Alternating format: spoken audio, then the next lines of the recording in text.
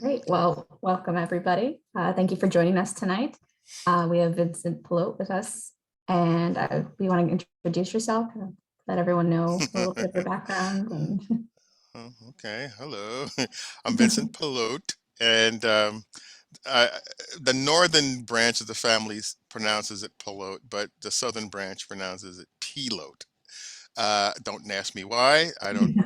I can't figure out the people in the South, which is why I'm happy I live in the North. But anyway, I am the senior archivist and digital preservation strategist at the Institute of Jazz Studies, which for me is a relatively new title. I've been there for I keep getting these numbers wrong. Over 40 years, let's put it that way, 40 plus. I started in 1978 actually on a grant, 2-year grant, supposedly 2-year grant, and I was brought in to catalog sound recordings in a national database, which at that time nobody was doing, especially jazz sound recordings. They were acoustic 78s that we were doing as a project. A librarian from Rutgers, Marie Griffin, spearheaded that particular project, and they needed somebody who knew something about jazz to actually do the actual cataloging. And she decided that instead of hiring a librarian, she would just hire a jazz person and teach them how to catalog. So she taught me how to catalog on the job. AACR2, if that's familiar to anybody, was just the thing at the time, and so I learned all about that, and I became, I guess, pretty good at it to the point where I was actually challenging her on certain things, which I thought was kind of funny, because she's training me, and I'm going, wait a minute, that's not right. But anyway, after the grant was out, they decided to keep me on. Rutgers, at Institute of Jazz Studies, they realized I had a lot of jazz knowledge that they could use in other things. So I think they renewed the grant and expanded it to cataloging LPs and CDs that were just becoming the thing at that time. So this is sort of how far back this goes.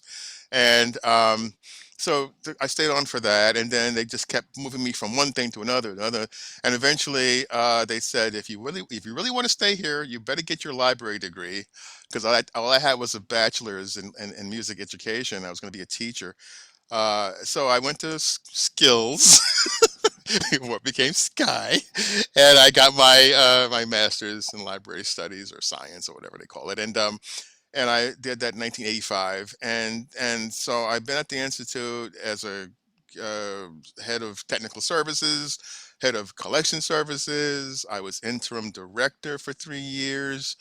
I just been this, that, and the other thing, and now I'm senior archivist. Oh, I was also what is it? Uh, I forgot the other title. Anyway, I'm senior archivist, digital preservation strategist right now, and what I do there right now is, well, I've been working from home for two 2 years, it seems, since the pandemic hit, pretty much, and I did knee surgery in August, so I haven't been able to come back, even though a lot of my colleagues have. And I'm getting better. It's 11 weeks since I did the surgery, but I do a lot of reference, especially a lot of online reference. That seems to be my main job now.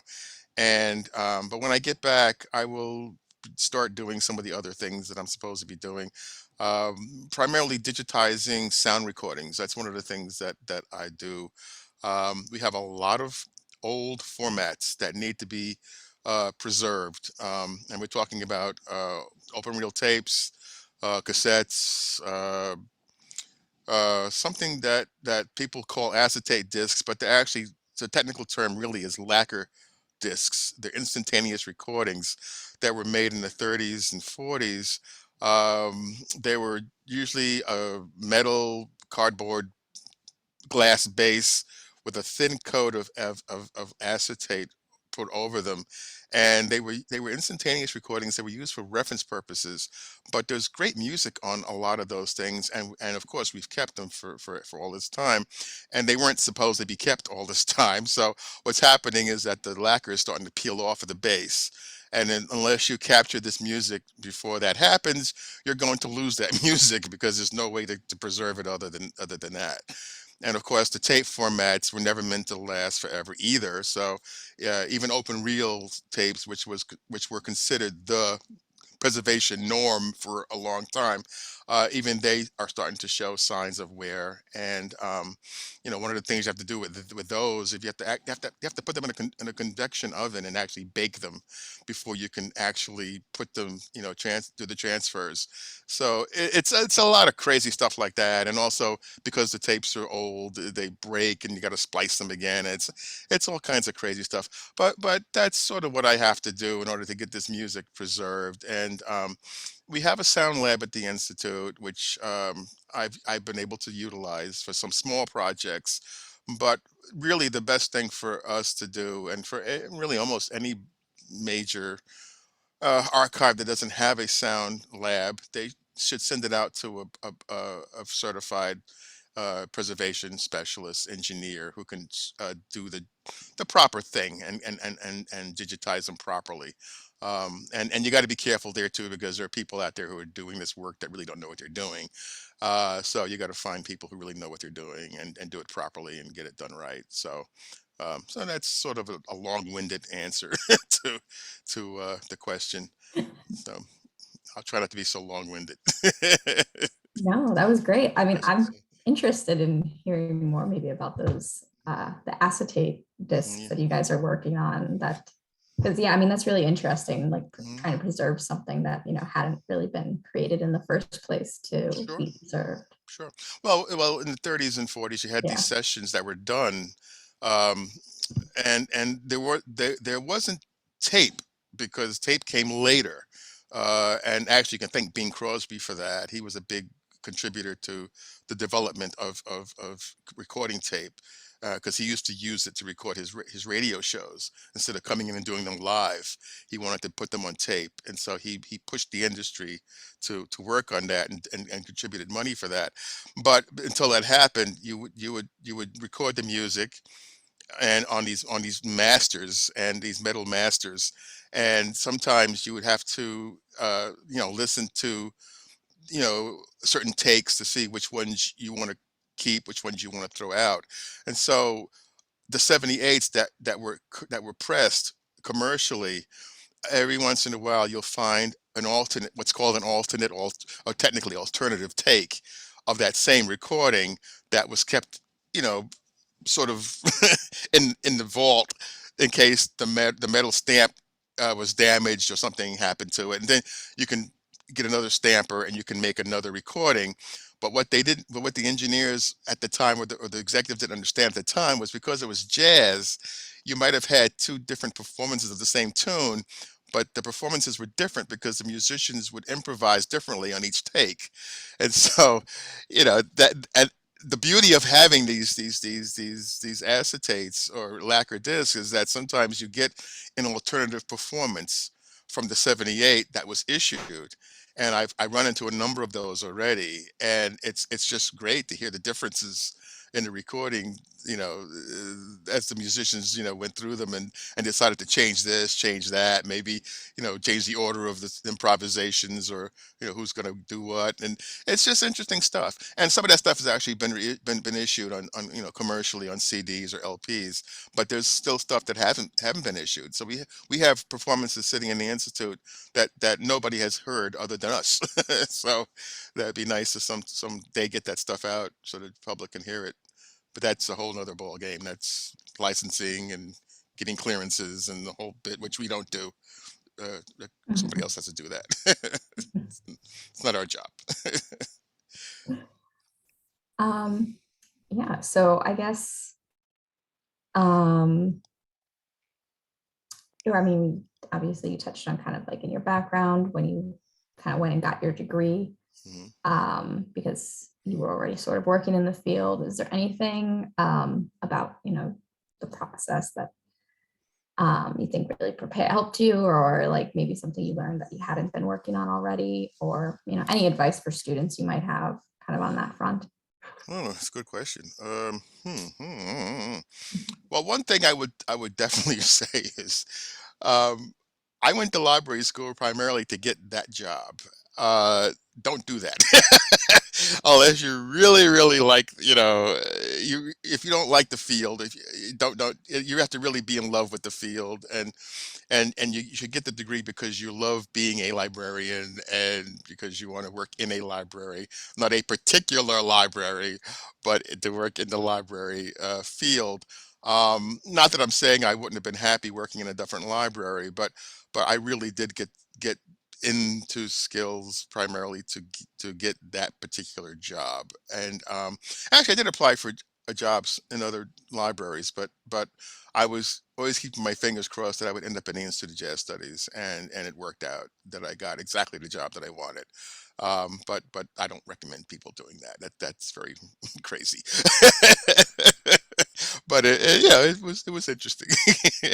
But what I found interesting the about going to skills was that I didn't really go to get.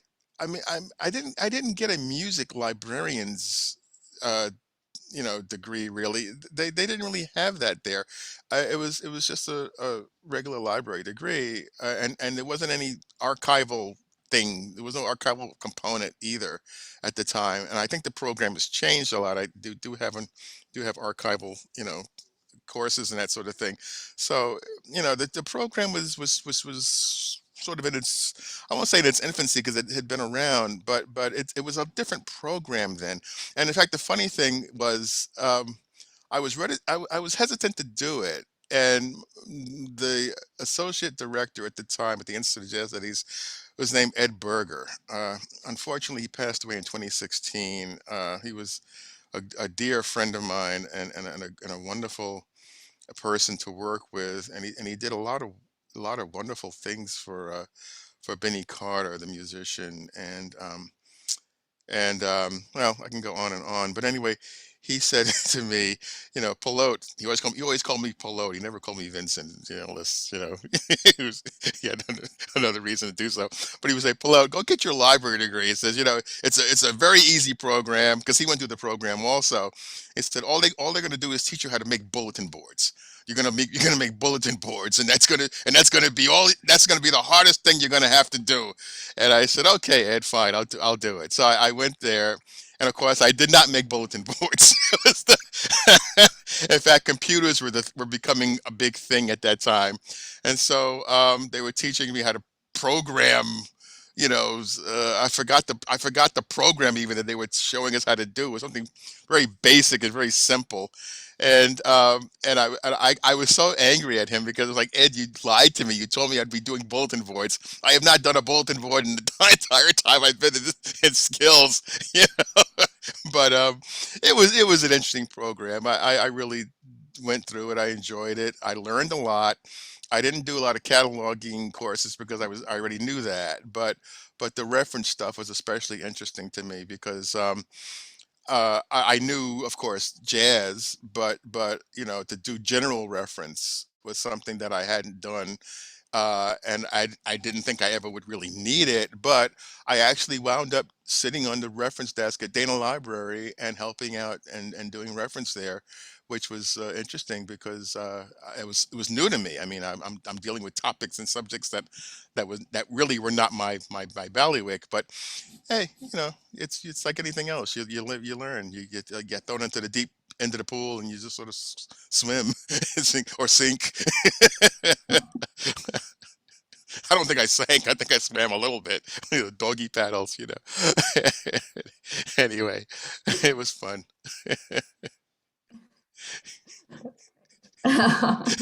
Um, so I guess I'll go into some of the questions that we got Okay. from people when they registered. And if you're on the call and I ask your question, you want to ask any follow-up, feel free to unmute and jump in. Okay. Um, so I guess kind of something just to start out with is, what is it like working in the largest collection of jazz archives and materials? Wow, that could take up the entire night. Yeah, it's a big Yeah, one. it's a big one, and I'll tell you. I've often said this to in interviews, and I've said this to some folks higher up the scale when they ask me about my job. You know, it's I know it's a job, okay, but I've never considered it a job, and I'll tell you why. I started working there as a work study student in the middle '70s. Okay, when I went to Rutgers as to get my music degree, I knew the institute was there. I ran to the basement of Dana Library when I got there because that's where it was at the time. And I think what happened, if you, to sort of give a backstory, it was a private collection that belonged to a gentleman named Marshall Stearns, who was a professor of English at Hunter College. He was a Chaucer expert, actually, a Chaucer scholar, and he was a jazz fanatic and somebody who felt that jazz should be studied by everybody and anybody. He saw it as something more than just a dance music, which a lot of people thought of it as being, and only that, nothing else. And he gave the institute to Rutgers University Newark because he wanted it to be in a place that was accessible to a lot of people. And being in Newark meant you had Newark Airport, you had New Jersey Transit. It was in a great place for people to just come to, instead of going to New Brunswick, where it would have been a little harder to get to. And so it was in Newark, and so I knew it was there. I went there. I fell in love with it immediately because I was a jazz fan from very early. I would say by the age of 13, I'd pretty much forgotten all about pop music, and I was completely into jazz. I mean, Louis Armstrong, Benny Goodman, blah blah blah blah. I also play jazz guitar, so I was really into jazz, and so I got there, and I was it was like I was like in heaven. I mean, imagine walking into a place where you had shelves of 78 RPM recordings and LPs, and you had posters, and you had, journals, all kinds of jazz journals from all over the world, books. I mean, everything jazz was there. It's like a kid in a candy shop. And I said, I got to work here. I just have to work here. And I did get to do that. I got to be a work study student there, and I worked under Christopher White, who was the executive director, the first really full-time executive director that they hired, and he gave me free reign of the place, of course, and he had me doing stuff that I probably shouldn't have been doing, answering reference questions and helping patrons and so on, because I knew the music and I could help. I could do that. I mean, even at that early age, and I just said, this is it. I mean, I don't want to work anywhere else ever. I certainly don't want to be a teacher anymore. I mean, that sort of went out the window, and I just consider it like music is like jazz is my religion, and the institute is my church. I mean, it sounds a little corny, but that's how I sort of see it. I mean, I get a salary and everything, but but I'm having a ball. I've been having a ball for 40 years. I mean, I worked with some of the greatest people. I mean, Dan Morgenstern became director after Chris White. Dan Morgenstern was a world-renowned jazz expert, historian, former editor of Downbeat magazine, and very nice man and very knowledgeable man. I mean, I still don't know half of what he knows. He's 92 years old, still sharp as a tack, can tell you stuff, about jazz that, blow you away. I work with Ed Berger, wonderful, like I already mentioned him. And the people who I've met there, I mean, Mel Torme walked in one day. I was like, "You're Mel Torme." He said, "Yes, I am."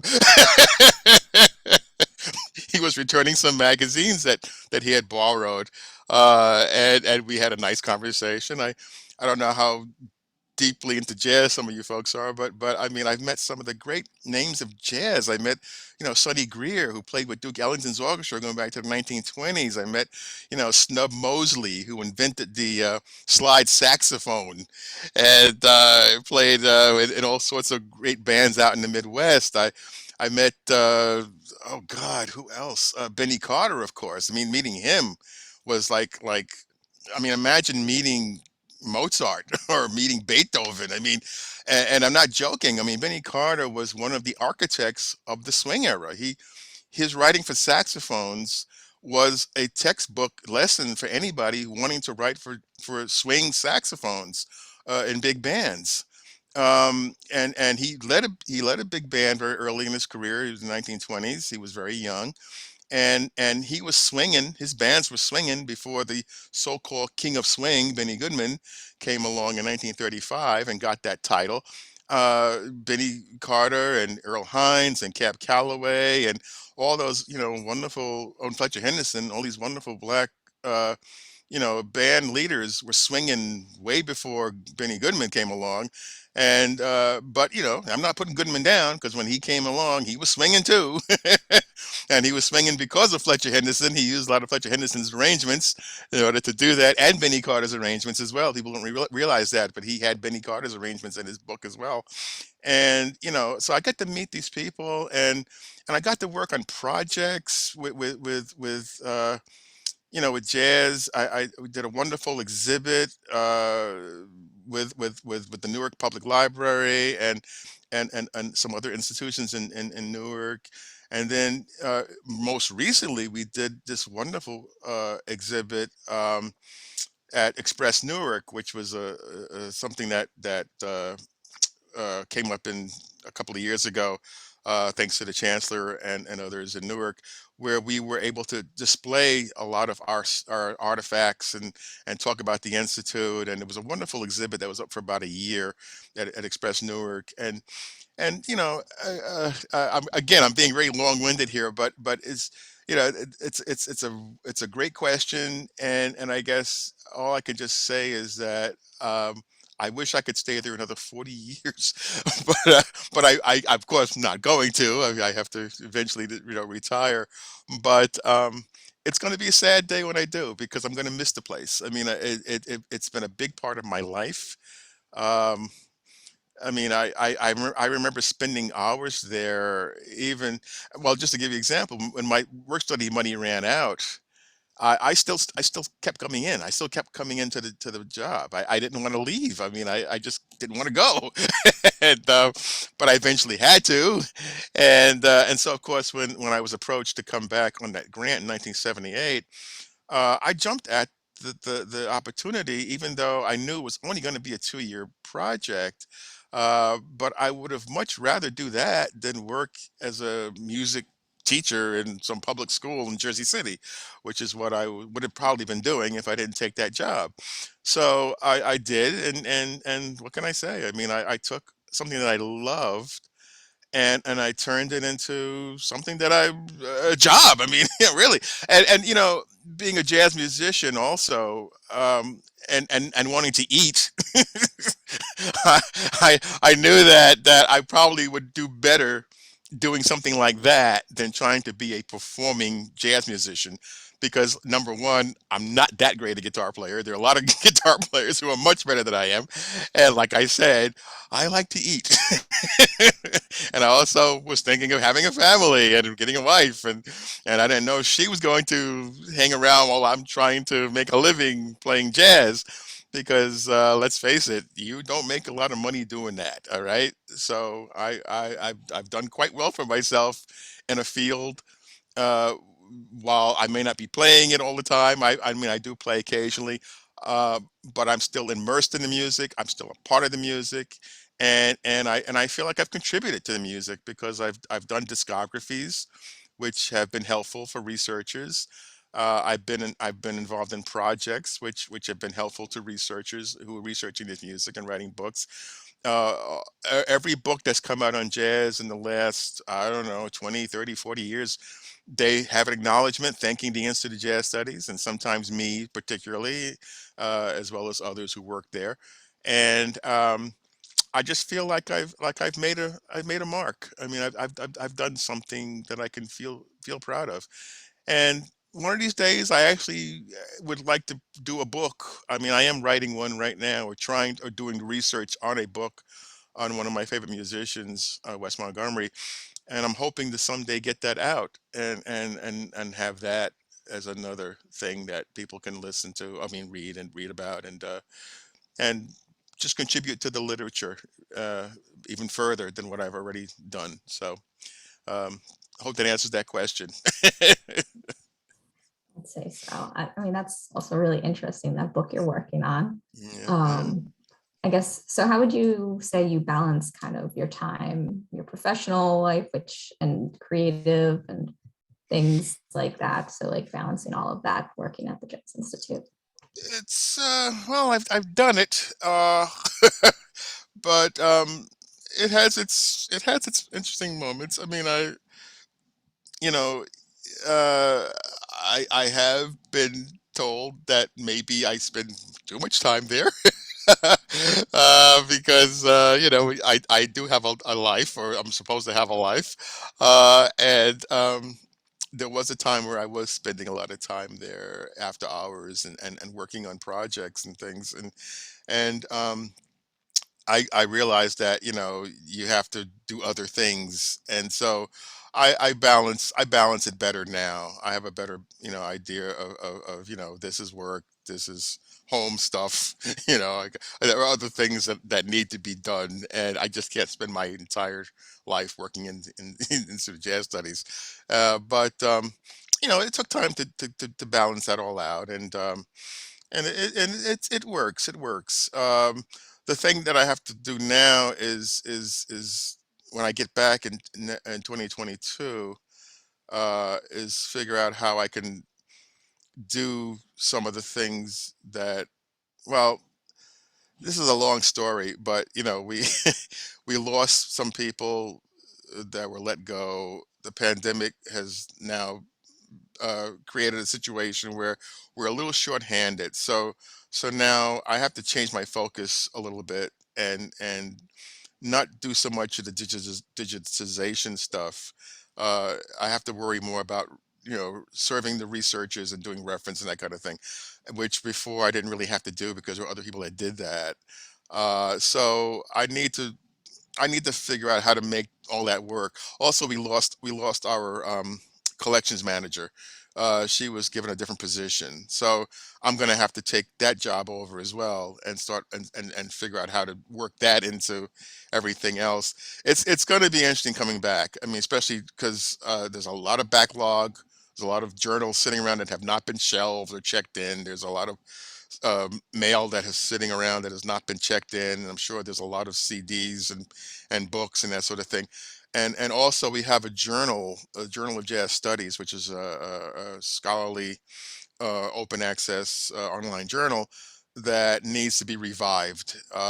We lost our managing editor during the pandemic, and we have a position out already looking for another managing editor. The job has been posted, so if you know anybody who's looking for a job, that's tell them to apply. And I've been made editor in chief of that journal, which I was never involved in before. So now I have to worry about that as well, and I have to get that going. And so I'm gonna have my work cut out for me. I'm looking forward to it in some ways, but I'm also kind of dreading having to go through all that again. But you have to do what you have to do. I mean, everybody suffered from this pandemic. I mean, nobody escaped. It's been a real pain in the butt, and you just have to deal with it. And I'll deal. I mean, I'm going to be around. I'm not going anywhere. Hopefully, for knock on wood, and we'll see what happens. We'll see what happens. I'll make it work.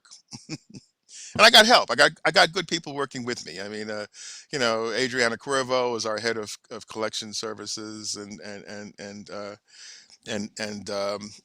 Elizabeth Searles is one of our archivists, and they're both wonderful, wonderful people. And Diane Biono is our metadata librarian, and Wayne Winborn is our executive director, and he's been one of the good ones. I mean, it's we've been so lucky with executive directors, from Chris White to Dan Morgenstern to Wayne Winborn.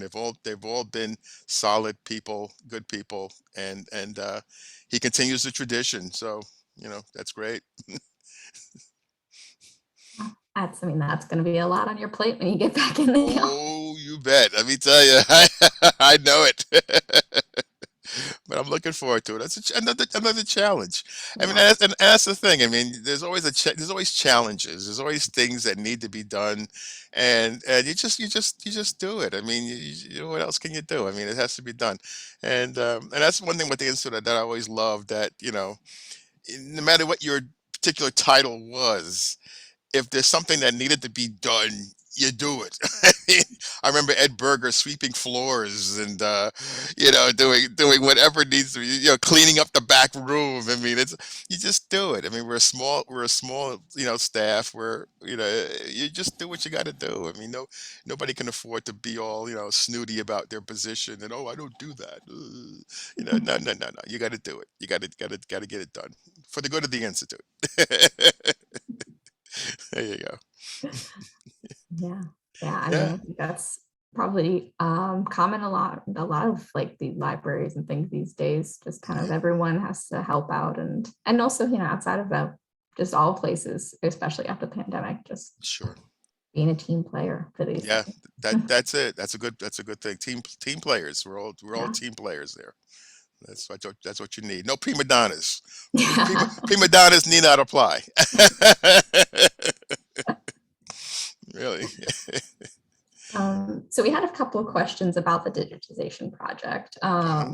If so, this I don't know if you've maybe come across this, but how do or will archivists professionally archive a creator's personal, like digitally born works? So things that are made in like Logic and Pro Tools, GarageBand, things like that. Like, have you come across that yet, or is that something that's kind of on the roadmap of something you would work on? It's on the roadmap, and I'll tell you, if somebody out there has any ideas how to do that, please contact me. I go to Music Library Association conferences every year, hoping to hear how to do that, and yet I've heard nothing. I still have no idea how to do that, do born digital stuff, how to preserve it, how to do it. I really can't even tell you. I don't know, and I'm just grateful that there still are that that people are still using formats. I mean, you can still buy CDs, you can still buy LPs, you can still buy 78s or acquire 78s. You can still get the old formats, and I'm I do that, and every chance I get. I don't even like buying ebooks, to be honest with you. I'd rather buy a book, especially for our particular audience, because you get a lot of older folk who don't particularly want to deal with electronic anything. They want something they can hold in their hand, and also because we're an archive, we should probably always have things like books and the older formats because they can exist side by side with the electronic stuff, and that's what I do. Even with CDs, if there's an LP component as well, I try to buy both because CDs don't have they're not supposed to last forever. A, a life. They have, they're going to die at some point. So I've been hearing. Although I can be honest with you, I have yet to encounter a commercial CD that has failed. Every time I've put it into the machine, it plays. And we're talking about going back to the very early CDs from the 80s. They're fine. Uh, I'm not saying that's the case for in every instance. I understand that there were some manufacturers who didn't do a very good job with their CDs, and especially in the classical field, and some of those things have died or blown up or whatever. But we've been fine. I mean, I really can't complain. And but the born digital stuff is a challenge because there are more and more artists who are doing stuff like that. They're not going to formats. They're not doing CDs or LPs or anything. It's you have to do it the way that they're putting it out. And I don't know. I don't know how to handle it. I'll be perfectly honest with you. I don't know how to handle it. I'm gonna have to figure that out. But that's another challenge. See, another challenge. See, challenges. I told you. They're there. Hey, so that was actually my question, and Okay. really appreciate that response because I feel the same way. Hmm. even though I'm also a musician, and I create a lot of music that's born digital. Hmm. So, and I'm an archive student, and Hmm. so I suppose my follow up is, I write and get a lot of ideas Hmm. with a recording device. And I think maybe in the 70s and 80s that had kind of been a 4-track, a reel to reel, maybe even Hmm. just a tape recorder, whatever it is that you had to get your idea out. And I feel like those kinds of things have archival value.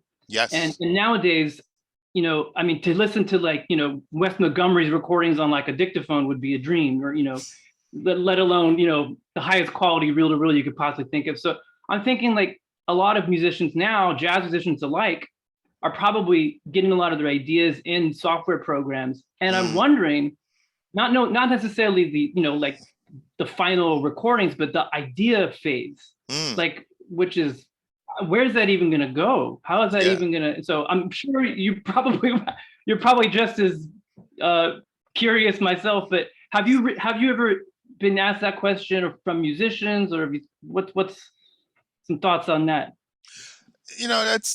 Musicians are interesting. They haven't really, they haven't really talked to us about stuff like that. They're looking they're into a whole different thing. I mean, they're looking to just get their music out there, and you know they're they're not interested in stuff like that for some reason. A lot of them aren't. They just want to get their stuff out, and you know, holding on to something, an idea that they might have had or something, or it's just not their thing. I mean, the only musician that I really know of who even cared about his earlier music was Louis Armstrong.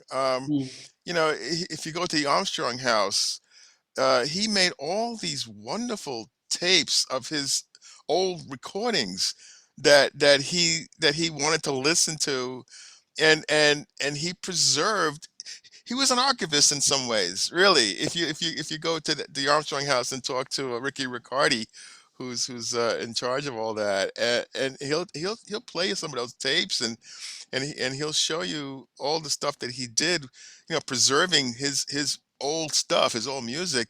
But most jazz musicians, they don't seem to be really into that. I mean, it's almost like, you know they, it's the now. It's the now. It's what are we, or a future project. I mean, they're looking ahead. They're looking ahead to the next project. I mean, that's old hat. I did that. I don't want to talk about that now. I want to move on to something else. And so I haven't had those kind of questions, posed to me really. I wish they would. It'd be nice. But I haven't had that happen. Thanks a lot for that response. I really appreciate that. Sure, no problem. Thanks for the question. And if you hear anything about boy digitization preservation, let me know. I mean, I really want to know what to do with that stuff. I mean, I Yeah. really have no idea. I'm thinking about it. I'll let you know if I come up with something.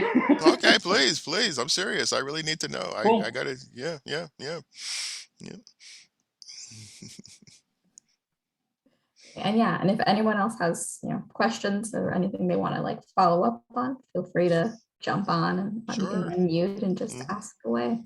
Yep. Um, but I guess another question just about the digitization project, and this is Sure. again a Hmm. little more general, but just how is it coming? What's kind of what are you guys working on right now with the project? Maybe it's not as much because COVID more recently, but what are the updates on that right now? Hmm. Okay. Now let me just clarify. My thing is primarily sound. I don't do anything else. So if you want to know about other projects, you need to talk to the other archivists, Elizabeth Searles or Adriana, and they can tell you more about what they're doing.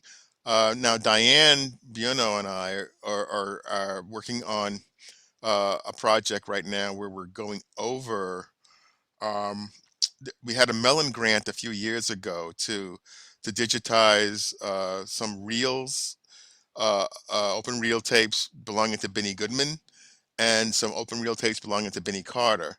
and some well, 78s and lacquer discs, I guess, belonging to Benny Carter. Those things were put on hard drives. Those hard drives don't last forever either. I mean, that's another thing that's sort of a fallacy. Everybody thinks you put something on a hard drive and you got it forever. Hard drives fail. They crap out.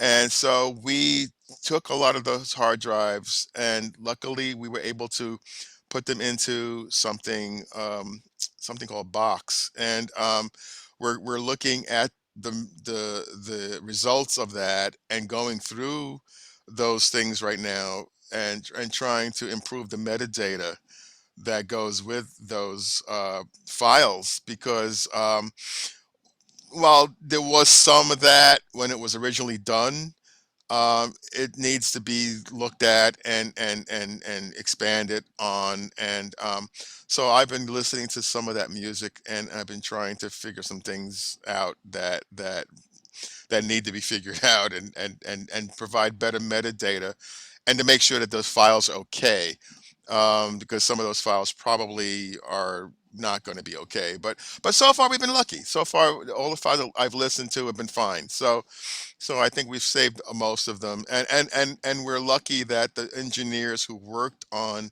those projects, and both projects, there were two engineers involved, they probably have saved all that stuff in on their computers, in their studios, and I can go back to them and retrieve things that may be crapped out on us on our hard drives at the institute. So that's what's happening right now. That's the big project, and it's good for me because I can do that while staying home, and I don't have to be on site, and so I can just pull them up on the computer and listen to the files, and put the metadata on from here. And Diane and she is on site, so she can do anything that needs to be done on site. But we've been communicating and working on this together, and it's been interesting to listen to some of this stuff. And because I wasn't involved in the original project, that was Ed Berger and somebody else from the outside who worked on that project.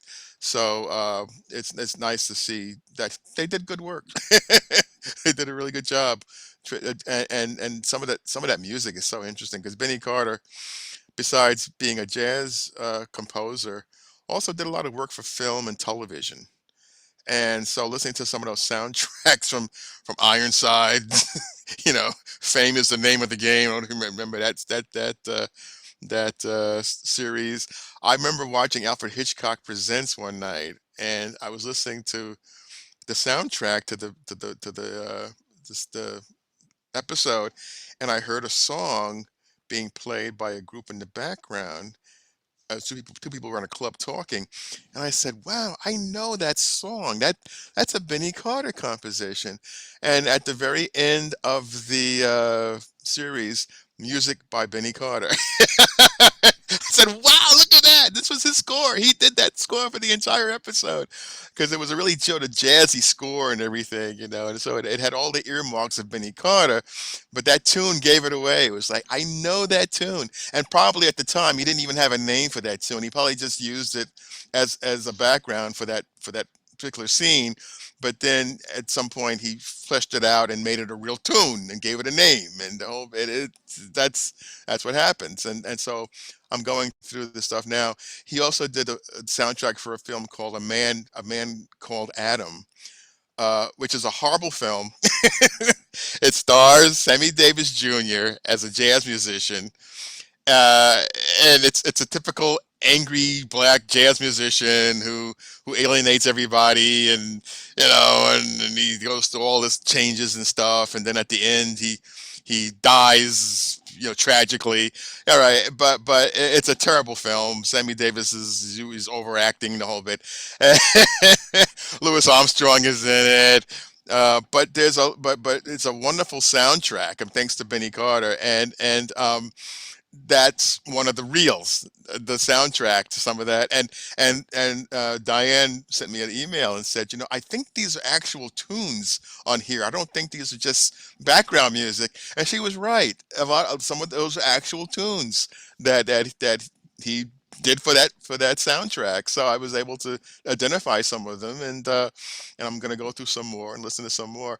But it's just interesting stuff. I mean, it's just always something interesting going on like that. And so that's one of the projects. The other thing that we were trying to do is we were working on a project to digitize a lot of the we did a show on WBGO, the jazz station in Newark, called Jazz from the Archives. It was on from 1978, and then they about 30. It ran for about 30 years, and then they killed it for some reason. There's low ratings or whatever. I don't know, some crappy reason.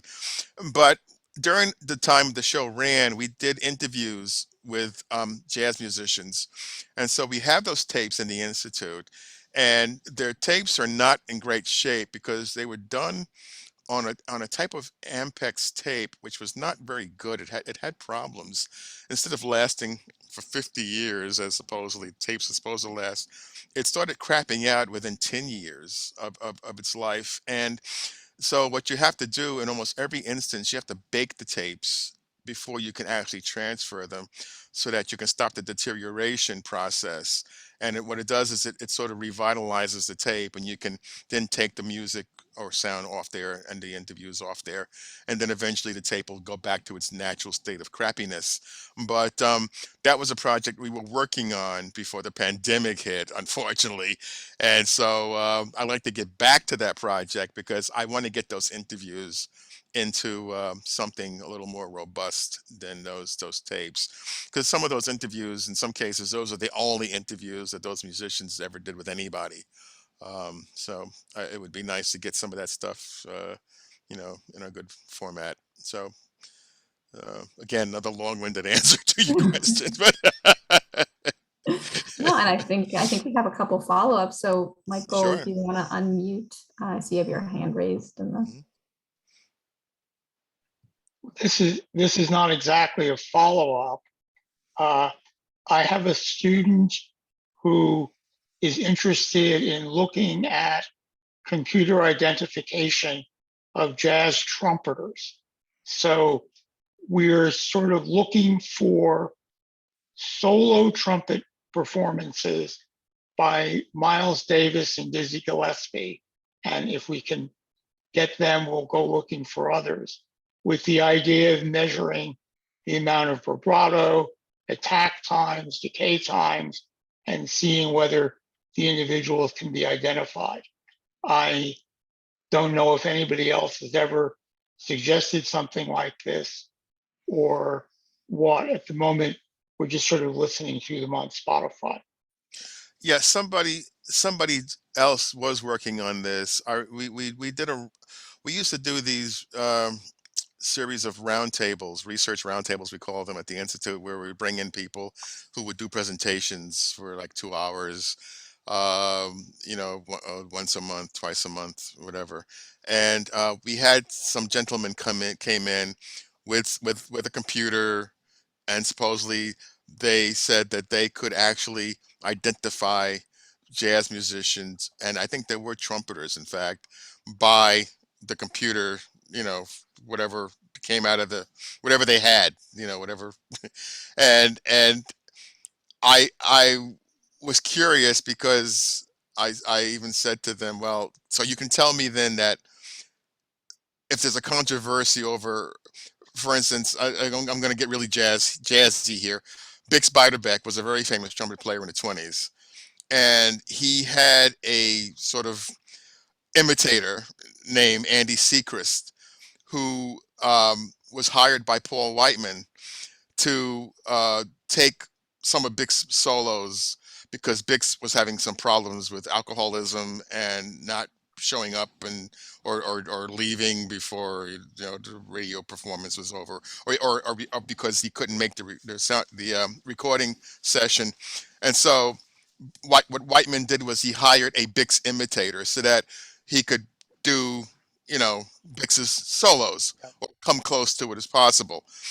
And there's always been controversy about at least one particular solo. Waiting at the End of the Road is the name of the tune.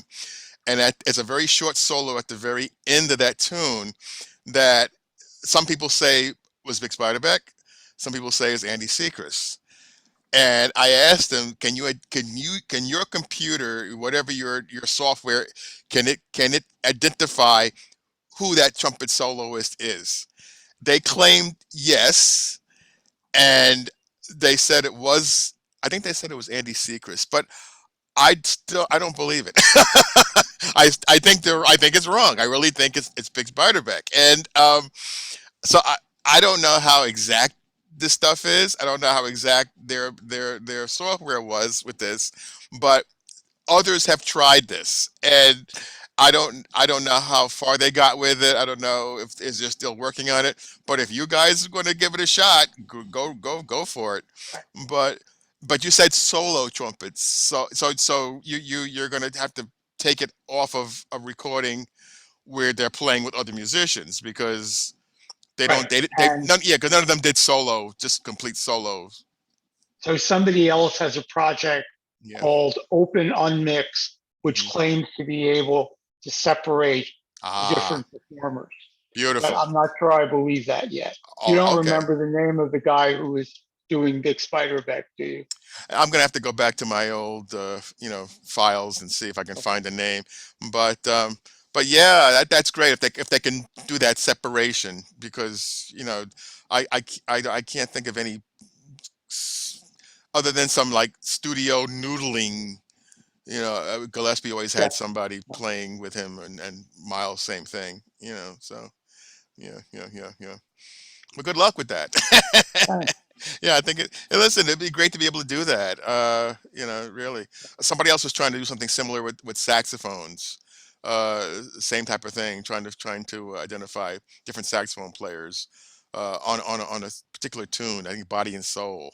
So they wanted all these different Body and Souls by different saxophone players, and they wanted. I don't know what they're going to do with that, with all of it, but they were working on something like that as well.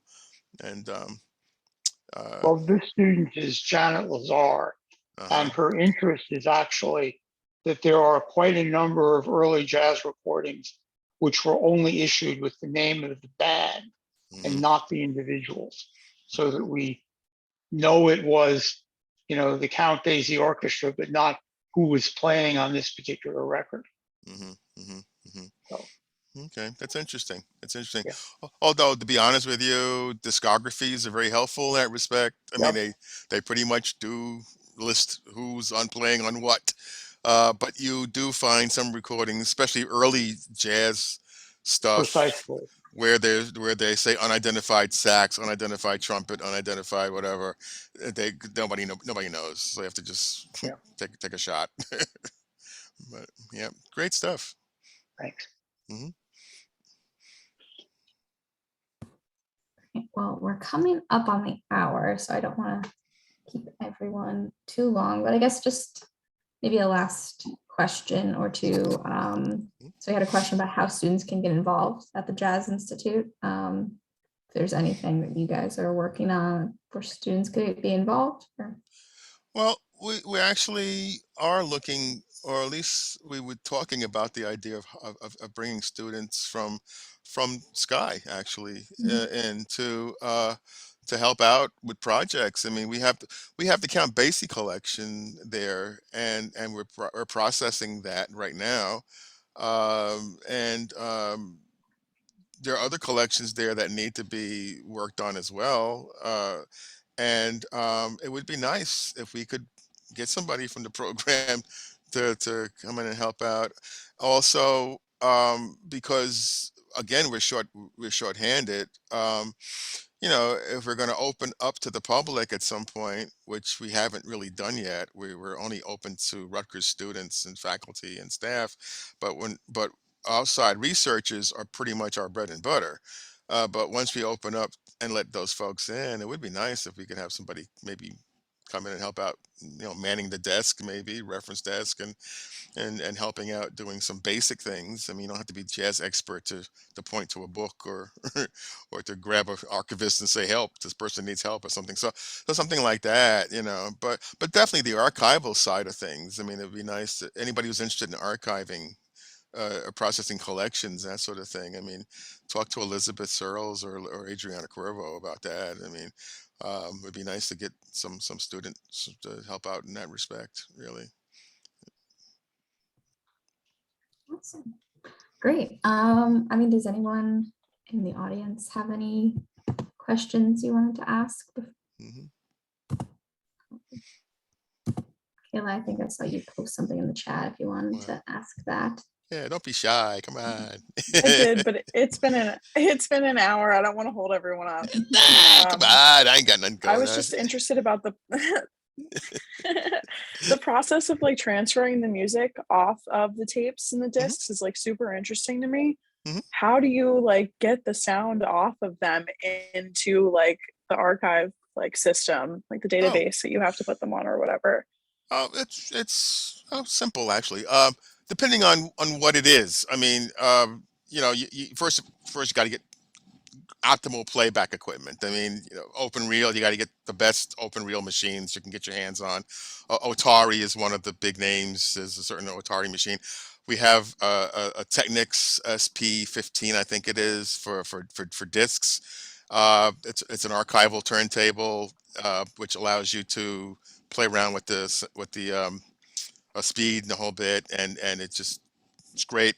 Also, you get a series of styli that you can use to match to the grooves of the 78s, for instance, and then you have to run it through a process, a preamp, and try to guess whatever the playback curve is, because there was no RIAA curve at that time. So every company had their own playback curve. So you have to figure out what that curve was the best you can. And all right, so once you figured all that stuff out, you then run it through a program like Audacity. And Audacity is not the best program, believe me. There are better programs than that. But you run it through something like that in a computer, and that way you have the actual sound in the computer. And for preservation purposes, you don't do anything else with it. You don't want to clean anything up. You don't want to fix anything. You want an exact copy of the item that you started out with. You want the exact whatever sound came off that. You want that in the computer, and that's your preservation copy. And from that, you can do other stuff. You can do like a cleaner version if you want for people to listen to, or for issuing on a CD or whatever. But for preservation purposes, you don't want to do anything but make a flat transfer of that sound and have it available. And then you don't destroy the original, you hold on to the original, because someday somebody might come up with a better thing to get that sound off of there, and you want to go back to the original item to do that. And that's a mistake that some people have made. They think that they have a digital copy, that's good enough. No, you want to go back to the original when you want to, if you're going to do a project over again using a different system or whatever. And I mean, it's a little more complicated than that, of course, but basically that's how you pretty much do it.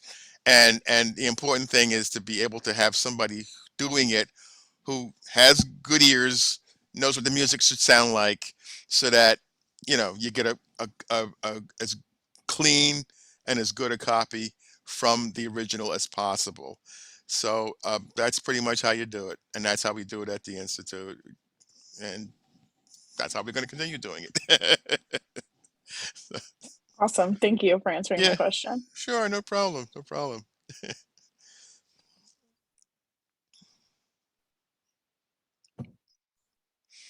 Awesome.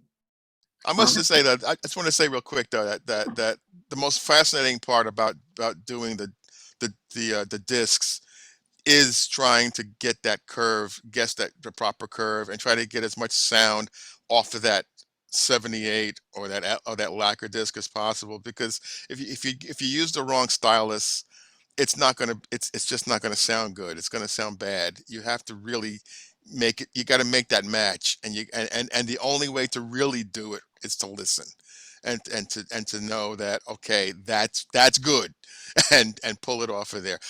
Subjective, yes, it is. But that's again why you need somebody who knows what the music should sound like, so that they know that that's as good as it's going to get. Really. And I love that part of it, actually. That's one of my favorite things, doing trying to guess that proper playback curve, to get the proper stylus to match the groove walls and the whole bit. It's amazing, really, how different it can sound depending on the stylus you pick and that sort of thing. Really, it's a lot of fun. Yeah, so do you actually like try it with like the different stylists and then just Yeah. listen to say like, Yes, okay, you try different styluses, yeah, and see then what you, and and then you pick the one that sounds the best. Yep, that's what you do. that's so interesting. Yep. And each And time some, you and, use, go ahead. I was gonna say, just each time you use a different stylus, is there a risk of damage or Yeah. degradation? Not really, because you're not using the old heavy style tone arms. You're using a light. I mean, at most you're putting 2 or 3 grams on it at most. You're not really digging into it. And the 78s can take it. They're tough. They're tough. The vinyl is where you really do damage. you your vinyl when you play back a vinyl LP. And people should realize this. Just if you go away with nothing else tonight, realize that when you play an LP, don't play it over and over again. You play it once. Give it 24 hours to reset. Those groove walls have to reset themselves. Otherwise, you're going to ruin your LP if you keep playing it over and over and over again. I never knew that because I used to do that all the time. I used to just play the same passage over and over and over again, and you wonder why it sounds like crap after a while, because you're damaging the disc. I mean, so give it a rest. Play it once, let it rest, and play it 24 hours later.